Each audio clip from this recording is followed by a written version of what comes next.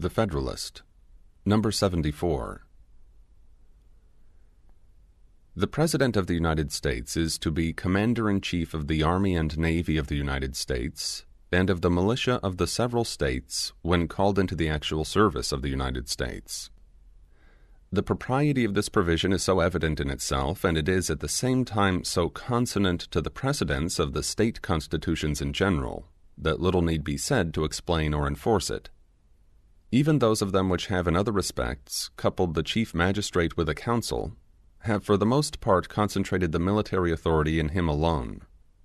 Of all the cares or concerns of government, the direction of war most peculiarly demands those qualities which distinguish the exercise of power by a single hand. The direction of war implies the direction of the common strength, and the power of directing and employing the common strength forms a usual and essential part in the definition of the executive authority. The President may require the opinion in writing of the principal officer in each of the executive departments upon any subject relating to the duties of their respective officers. This I consider as a mere redundancy in the plan, as the right for which it provides would result of itself from the office.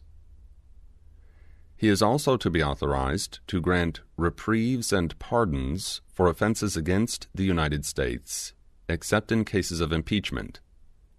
Humanity and good policy conspire to dictate that the benign prerogative of pardoning should be as little as possible fettered or embarrassed.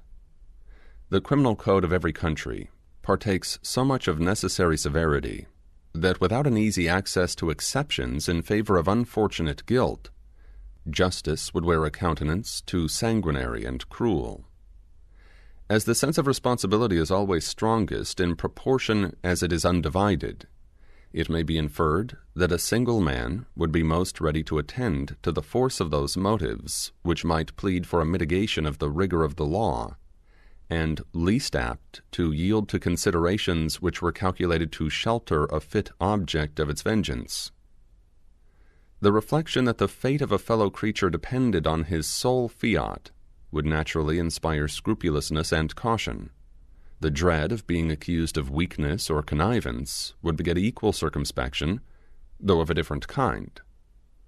On the other hand, as men generally derive confidence from their numbers, they might often encourage each other in an act of obduracy, and might be less sensible to the apprehension of suspicion or censure for an injudicious or affected clemency.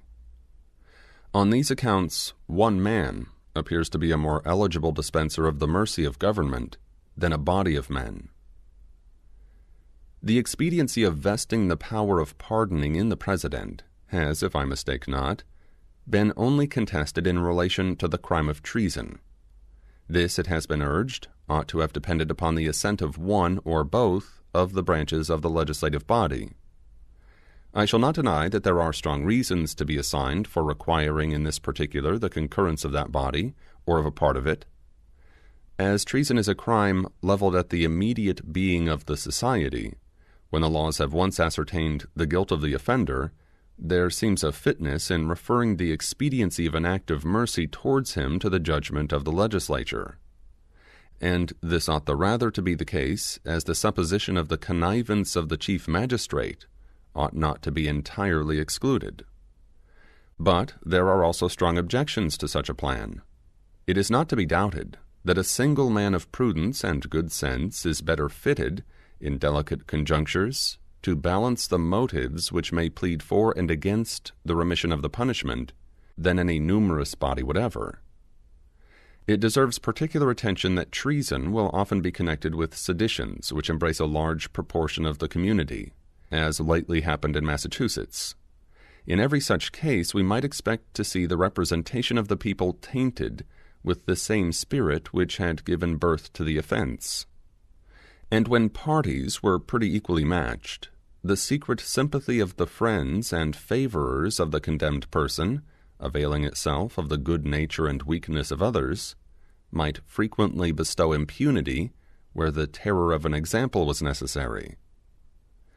On the other hand, when the sedition had proceeded from causes which had inflamed the resentments of the major party, They might often be found obstinate and inexorable when policy demanded a conduct of forbearance and clemency. But the principal argument for opposing the power of pardoning in this case to the Chief Magistrate is this: in seasons of insurrection or rebellion, there are often critical moments when a well-timed offer of pardon to the insurgents or rebels may restore the tranquility of the Commonwealth, and which, if suffered to pass unimproved, it may never be possible afterwards to recall. The dilatory process of convening the legislature, or one of its branches, for the purpose of obtaining its sanction to the measure, would frequently be the occasion of letting slip the golden opportunity. The loss of a week, a day, an hour, may sometimes be fatal. If it should be observed that a discretionary power, with a view to such contingencies, might be occasionally conferred upon the President, it may be answered in the first place that it is questionable whether in a limited constitution that power could be delegated by law, and in the second place that it would generally be impolitic beforehand to take any step which might hold out the prospect of impunity. A proceeding of this kind, out of the usual course, would be likely to be construed into an argument of timidity or of weakness, and would have a tendency to embolden guilt. Publius.